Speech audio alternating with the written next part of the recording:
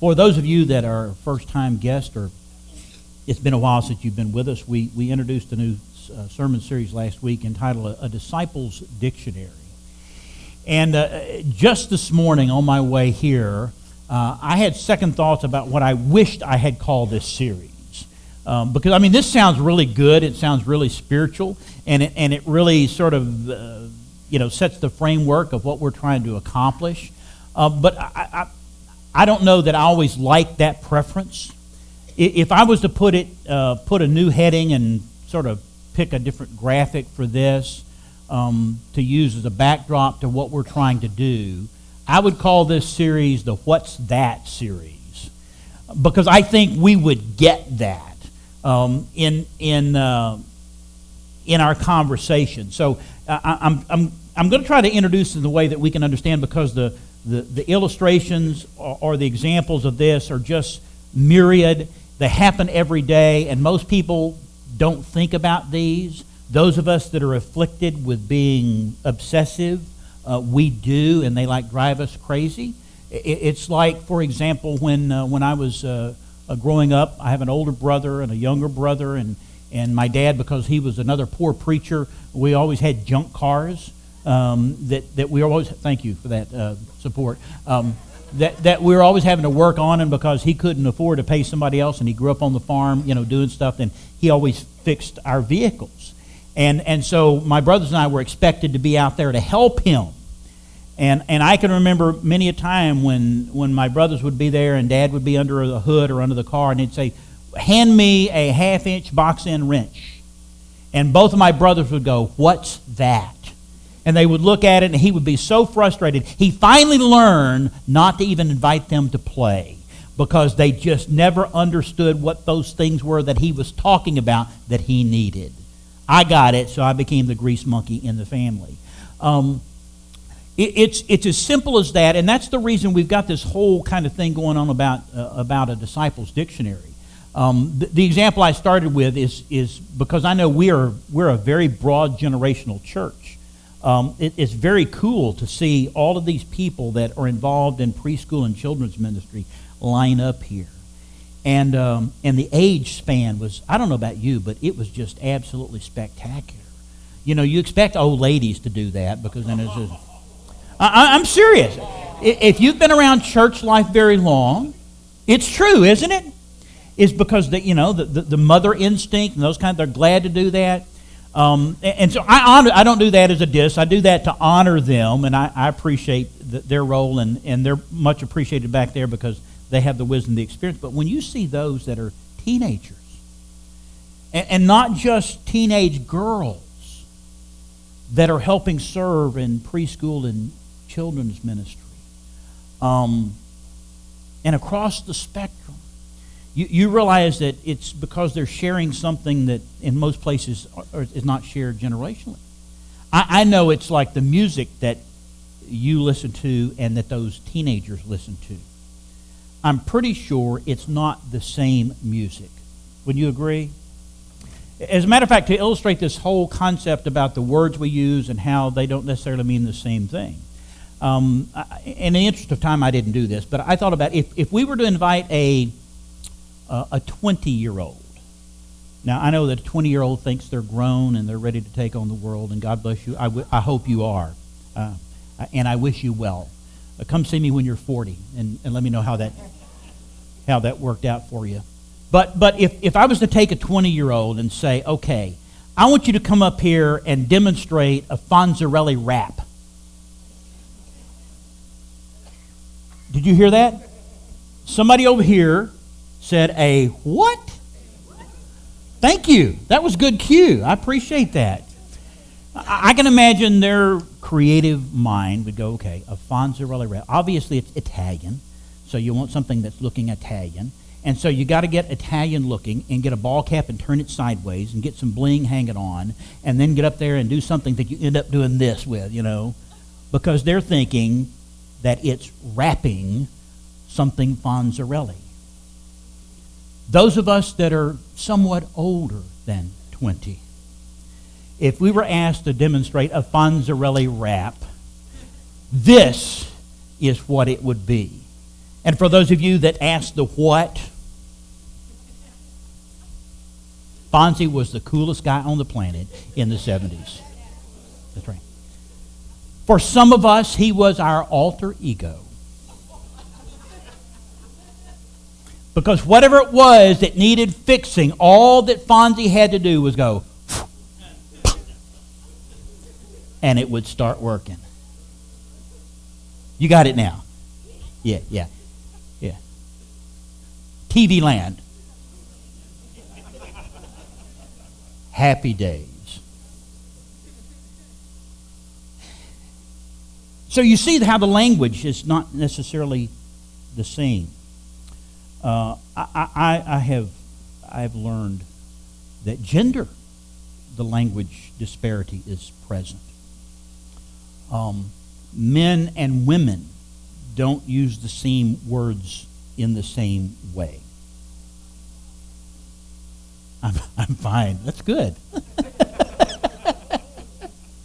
That means you better know better, but I'm lying through my teeth.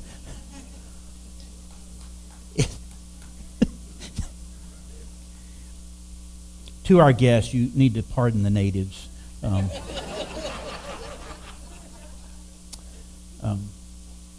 It's like when a woman uses the word cute. Yes. Would a man use the same word about that? When a woman is looking at a small animal and she goes, "Oh, that's so cute," a guy would look at that and go, "That is the ugliest thing I have ever seen in my life." Are you with me? Can you do one of these here? Yeah.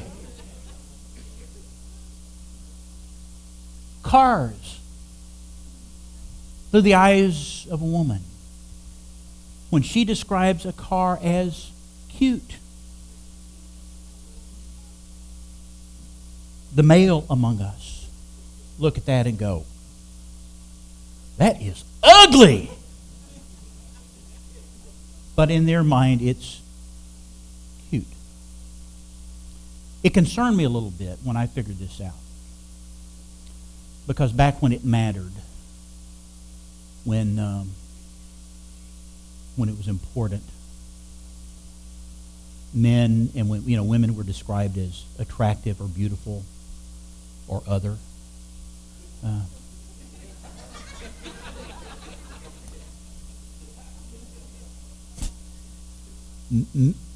The men were described as handsome or attractive or cute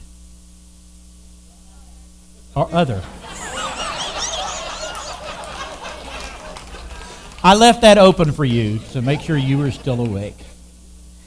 I was never did I hear the words to describe me as handsome or attractive. I was referred to as cute, and that never did warm my heart. Anyway, having said that, let me show you in this and why this, in a spiritual context and framework, in terms of trying to be a disciple of Jesus Christ, the words that we have inherited from our context and our environments and our families and our churches and that kind of stuff, is that too many meanings are assumed. And so we can go a lifetime using all the right words and not really having a clue what they're about. I did the spiritual thing, and I Googled out of curiosity to see what words in the English language have the most different meanings. I think you're going to be surprised. I was absolutely shocked by this. The one English word that has the most and this is in the Oxford English Dictionary, that has the most different definitions is the word set has 464 definitions. Run has 396. Go, 368. Take, 343. Stand, 334. Get, 289. Turn, 288. Put.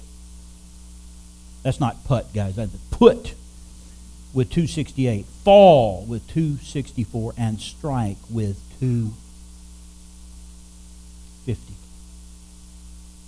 Is it any wonder that there's so much confusion when it comes to what constitutes spiritual/biblical truth, when we have words that don't mean the same thing to all of us?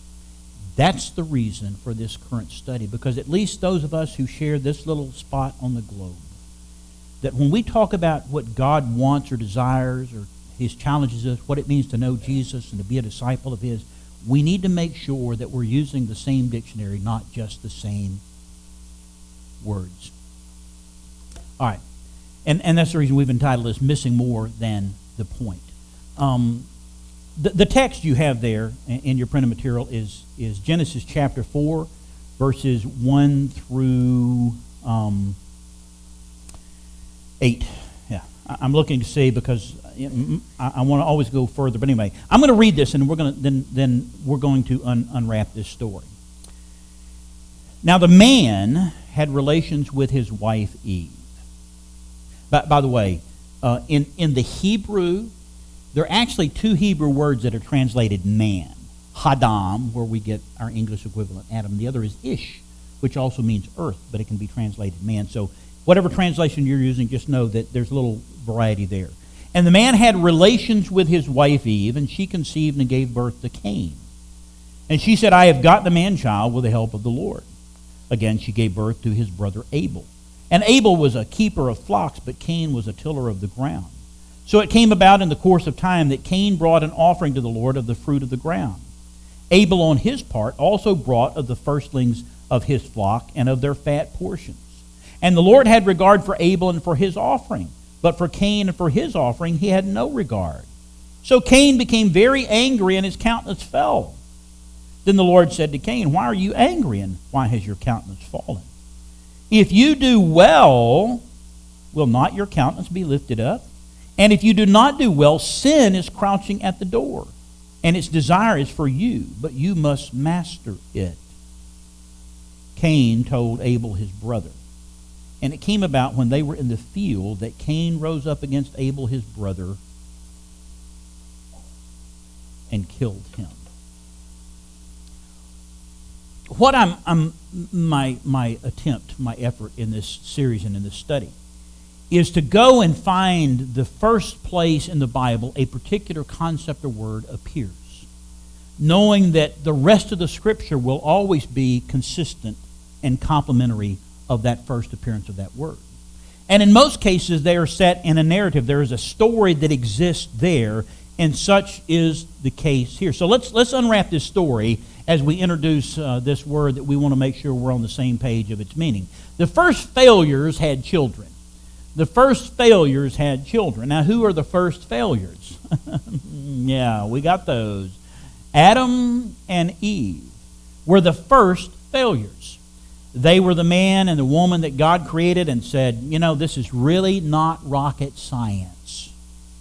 You can do anything you want to do except one thing. Just one thing. And we know the story. The story was they could not even keep away from that one thing. And the first failure in human history was by those two people. And we know that among the consequences of their failure was that they were booted out of the Garden of Eden and had to make their way. And in the course of time, those two failures had children. So that's the first part of the story. The first children were unique.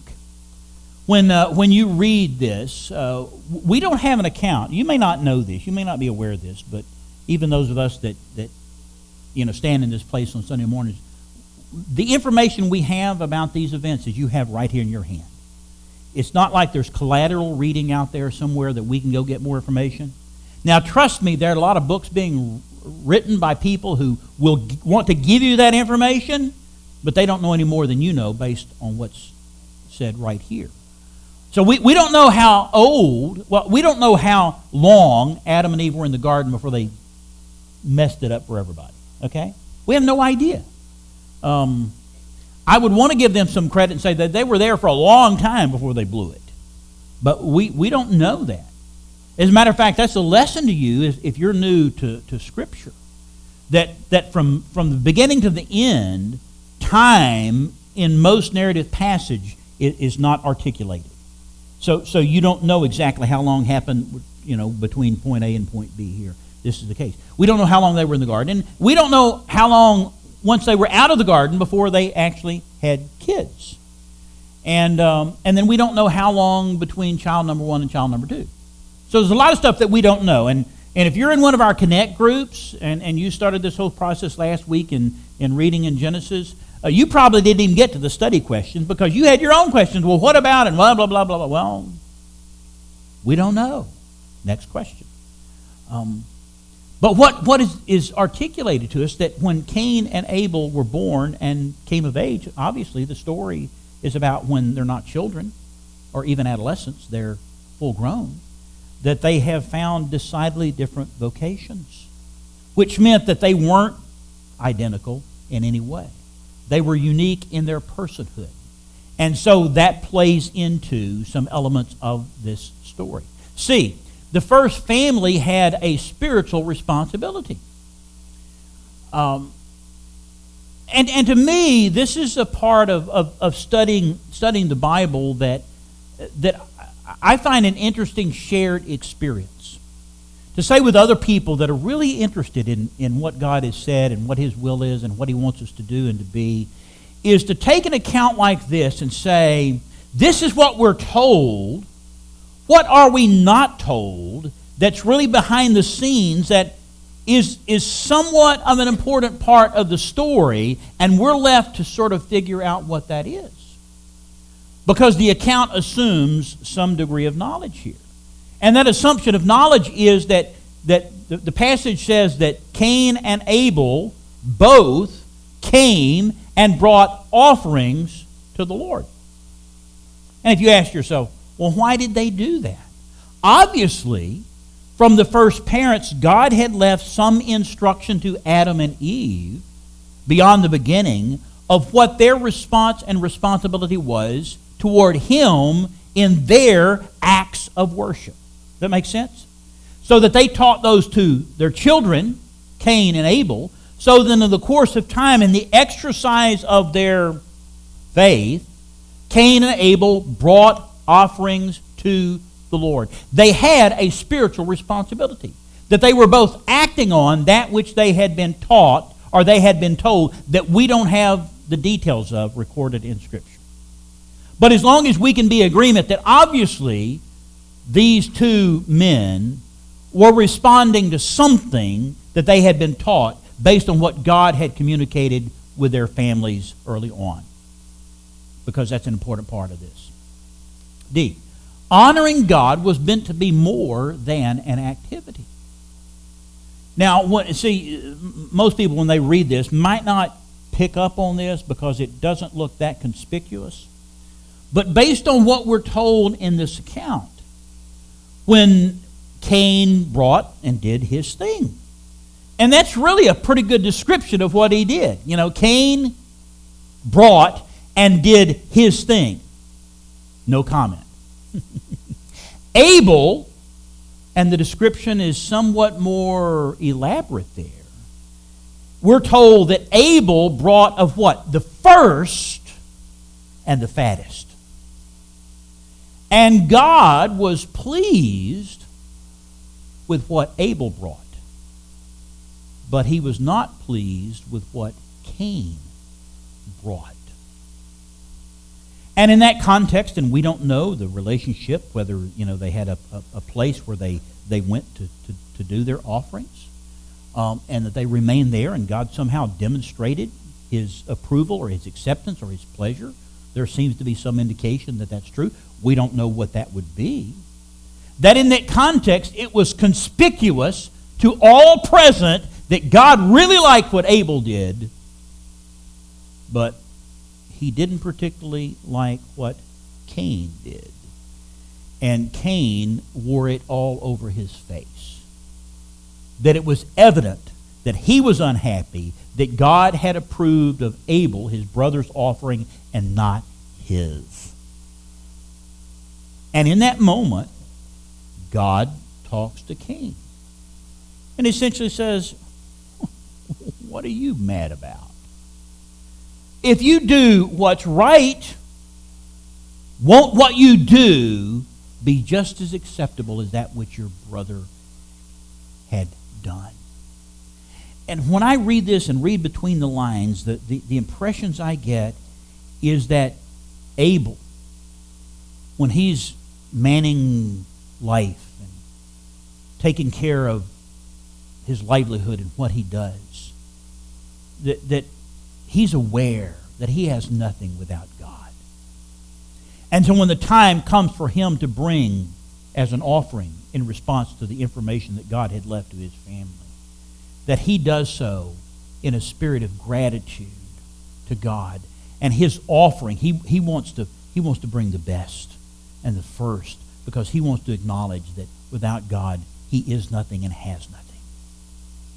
Cain, on the other hand, says, okay, it's just showing up at the right place at the right time and doing the right thing and going your way. That it's simply jumping through the hoops, checking the things off the checklist, and that's all that matters. Honoring God was meant to be more than just jumping through hoops. And then Cain's ignoring God introduces us to sin. This is the first occurrence of the word sin in all of the Bible. The first time it occurs. And those of you that are familiar with what has transpired before this go, well, isn't that interesting? Wasn't what Adam and Eve did sin? And why wasn't sin talked about then? I don't know. God obviously didn't think it was important at that point in time. Obviously, it was that which did not please God, because they started dying the moment they crossed that line. But it's in this context, and I think it's because of this, that the Spirit chooses to use this framework to introduce us to this idea of sin. Because in that moment when God says to Cain, just get it right and all will be well. But if you don't get it right, sin is what? Crouching at your door, seeking to devour you. You have an opportunity to get it right. And what did Cain do? He ignored God's encouragement to get it right. Again, there's much we don't know about this scene or this scenario. I'm reminded, some personal experience stuff. Is like when I was a junior in high school, just a couple of years back. I was living in a small town, small school, and the school superintendent taught high school physics, and so I took high school physics. Trust me, it wasn't because I was smart. It was the only thing that would fit into my schedule. And he was one of those teachers you really liked having, because he loved telling war stories more than teaching the lesson. And so that was much easier physics lesson than what. But I can remember taking a test one time. Here's this test. And I'm the world's fastest test taker. You just need to know that. You give me a piece of paper that has questions on it, I don't have to ponder or linger or wonder what the answer is. Go turn it in. And such was the case that day. Everybody else, they're wanting extra time when the class is done, because they're tossing a coin, or they're, eeny, meeny, miny. Not me. Get through it. And I think if I don't know it, I don't know it, and just go turn it in. And I go back to my desk, and I pull out my book, and I'm looking through to find what some of these answers were to that silly test that I just took. And so the teacher had graded my paper while he's sitting there killing time. And he said, Mr. Pope, come up here. He held out, he says, now you know the answer to this. I did then. Because I had gone back and looked it up. He said, put the right answer in there, if you insist. I was much happier with that grade. But that's almost the scene I get with God here. Is that this is an act of grace on God's part in that moment to say, maybe you haven't quite figured out what makes this work. Cain, just do it for the right reason. And I will be just as pleased with your offering as I am with Abel's. And all Cain had to do was say, I'm sorry, God. I do it for this reason, but he chose not to. Now, there are a couple other words. We'll get to these in just a moment. So that's unwrapping what happens here. So let's unravel the misconceptions about sin, because that is one of those words that depends on where you are and who you're talking to.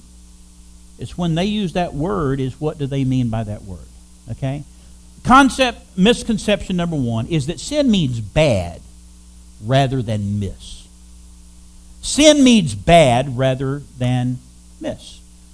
So if you were to do a survey here and say, okay, what is your definition for sin? More people would give examples than definitions. Well, sin is lying. Sin is stealing. Sin is killing. Sin is... And you'd give a list of behaviors. And if you were to summarize that list of behaviors, then the consensus would be that sin are simply bad things that we should not do. Interestingly enough, the Hebrew word here, and every time it appears in the Greek New Testament, so even the Greek word agrees, that the word sin in the Bible literally means to miss the mark. Now, there are a couple other words that we use in the same sort of synonymously. There's the word iniquity and the word transgression. In rare instances, they're used in the same place, but most of the time they're used differently. But when you look at what these words actually mean in the Hebrew, they give you some sort of different, sort of take on what is going on here. To miss the mark doesn't mean it's something inherently evil or something inherently bad. It's just not what God has required. And the word iniquity means to bend or to twist or to distort. And we know how that works. It's because when we're guilty of something that we don't think's all that bad, then we say, well, it's really not all that bad. It's not as bad as, and then we scale it to make it acceptable in our own minds for doing that. And so rather than just miss something, is we've twisted or we've distorted it to accommodate our own attitudes and our own actions. And then transgression. When that word is used, that means that you know it's wrong, and it's like, God, tough luck on you. I'm going to do it anyway. Now, I know nobody in this room is guilty of that third one, so we're just going to talk about those first two. I think it's important that the reason that this word sin appears in this context is because there's not a definitive good or bad about what Cain and Abel have done. What made one's offering acceptable, if you look at the writer of Hebrews, who in chapter 11, the first examples of people who are demonstrating and living by faith, was that what made Abel's offering acceptable, it was given by faith. Which means he acknowledged in the giving his trust in God in the providing. Cain did not. We need to understand sin in terms of missing what God truly expects of us. Misconception. That sin is a fixed list of actions to be avoided. And I think it's safe to say that most people think this is the basis upon which you will get in heaven or not. Here's the list. The good things, the bad things. And when you get to the end of the game and the clock winds down and you go to stand before God about where you're going to spend eternity, that God somehow puts them on the scales, and if the good things outweigh the bad, he'll go, you get to go over here and have a party. If the bad outweighs the good, well then guess what? You get to lose from now on. It's a misconception that sin is a fixed list of actions to be avoided. James chapter 4, verse 17. Therefore, to the one who knows the right thing to do and does not do it, to him it is sin. To simply not do the right thing is sin. We don't have time to go into all the implications. If you're in a connect group, I hope that you will do that. See, that sin begins in an act rather than an attitude. That sin begins in an act rather than an attitude. I find this description in the Genesis passage just quite interesting. I really do. God in conversation with Cain, in a context that's supposed to be a context of worship, of offering sacrifices. When Cain is upset that God is not pleased, and God's response is to him, just do it right and it'll be okay. But if you don't, sin is crouched at the door. You have a chance to change it. You have a chance to make it right and to move forward and say, all is well. And so apparently the problem existed before Cain and Abel went out in the field and Cain killed his brother. There was something in that moment when he had an attitude toward God and what God was saying and what God was asking and what God was requiring. Romans 14:23. And whatever is not from faith, whatever is whatever. Yeah, whatever. That's not what we mean. Whatever is not of faith is sin. Does that mean even good things that we do that are not of faith constitute sin? You read it, you see it. It's either true or it's not true. D. That some sin just happens. That some sin just happens. If you do well, will not your countenance be lifted up? And if you do not do well, sin crouches at the door and it desires for you. But you must master it. I put this Exodus passage up there because it's like the best biblical example of this principle that we express in other ways to sort of do what we want to do anyway. It's the account of when Moses is up on the mountain, having his time with God, receiving the tablets of the law, and Israel is down in the valley having a party, and they're worried because Moses is gone and they're left out there, and what are we going to do now? And they get Moses' brother and they say, we don't know what happened to Moses. We need a God that we can see. And you recall the account as they took all their gold jewelry and that kind of stuff and gave it to him, and he fashioned a golden calf and said, Israel, behold your God. And while Moses is up on the mountain, God is saying, Moses, we need to do a timeout right here because there's stuff going on down there you need to go back and tend to, and then come back and we'll resume where we left off. And Moses goes down and he finds them out there dancing around the golden calf, worshiping it. And he loses his cool. Smashes the stone tablets and says, what are you doing? You remember Aaron's explanation? This is just, he's so smart in his response to Moses. Moses, I got to tell you, it was just the weirdest thing.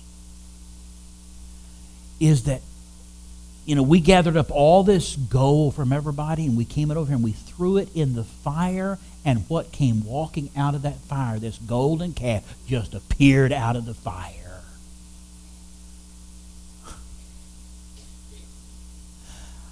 Wouldn't you like to see the look on Moses' face in that moment? Really? Is that your story? Is that your story? How many times, because of a heart of rebellion, we say, nobody's perfect. Everybody's doing it. I'm only human. Just couldn't help myself. What's God saying to Cain here? Sin's at the door. You have within your ability and options, you can master it. But what happens is based on what you choose to do in response. And that sin is or can be victimless activity. That's a misconception that people have about sin. It doesn't matter if I do this. It's not hurting anyone else. It's me. It's not hurting anyone else. That's the reason when you make sin something other than an arbitrary list of evils, it's about whether you're honoring God in faith or not. About everything. We see what happens with Cain. I don't think in that moment when he's having that conversation with God, he's like, I can't wait to get this over with and go out and kill my brother. I don't think he was thinking that. I think because he didn't do what God gave him the option to do in mastering the sin at the door. He left with it unresolved, and it stewed in his heart until he acted on it. I came across this. This occurred a week ago yesterday. A Korean wedding where, in response to concern about MERS, Middle East respiratory syndrome, that's what it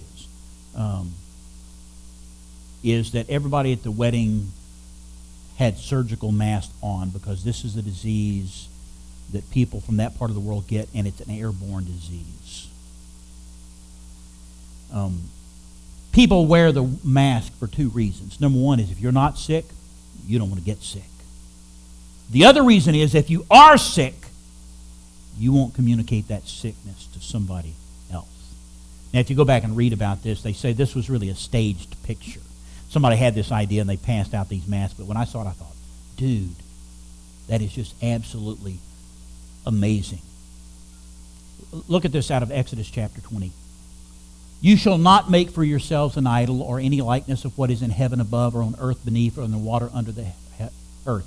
You shall not worship them or serve them, for I, the Lord your God, am a jealous God, visiting the iniquity of the fathers on the children, on the third and the fourth generations of those who hate me, but showing loving kindness to thousands, to those who love me and keep my commandments. You see, one of the misconceptions about sin is that it is a victimless crime or victimless activity, that it doesn't affect anybody else. And yet when you get to the very instructions that God gave to Israel, he says, listen, the choices that you make not only affect you, they affect your descendants. Now, a cursory reading of this, or somebody that's not spent much time in Scripture, look at this and they say, it's not fair for God to punish my children for what I do, or God to punish my grandchildren for what I do, or God to punish my great-grandchildren for what I do. It does not say God is punishing anyone.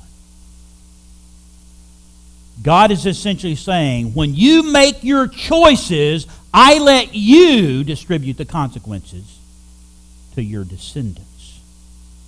Because when people want to jump on that bandwagon and make God the bad person in this, they don't read verse 6. They stop too soon. But showing loving kindness to thousands, to those who love me and keep my commandments. That means that when we love God, when we do the Abel thing, guess what? Abel's children were blessed because of Abel's faith. Cain's children suffered the consequences of Cain's action, not because God was punishing his descendants, but God is saying, listen, you make your bed, your family lies in it with you. Multiple generations. We have an account. We're going to wrap this up here. A perfect example here. There's a little child that many of you will see around here that is just coming through a battle with leukemia. And you'd look at her and go, man, that's just not right. Why would God do that?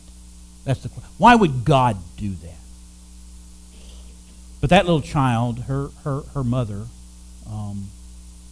is an addict, among other things. And her mother, I saw her on Monday at Bayview facility in the critical care on life support, staring at the ceiling, indicating no recognition of anything going on around her because she overdosed on drugs. She used the whole time she was pregnant. And she gave birth to a child who will pay for the choices that Mama made. It just so happens that the girl in the hospital, she's 24 years old. Her mama at one time was a member of our church. I baptized her. I remember when I first met them, they were living in a trailer park out off of Dorsey Road. I remember visiting, and she referred to them as trailer crash. Remember that. And she's been in and out of recovery and treatment and jail for the last 20 years. Raising a daughter, passing on to her lifestyle choices, who she's now passed on to her daughter, who will be paying for the choices that her mom made and her grandmother made. That's what sin really is. Brings us these two conclusions. Number one is Jesus died to take away the power of sin. This is one of the things that we don't celebrate enough. That when we say yes to Jesus, you know what he does? He empowers us to be able to say no to sin. At the door, we can master it. That knowing Jesus...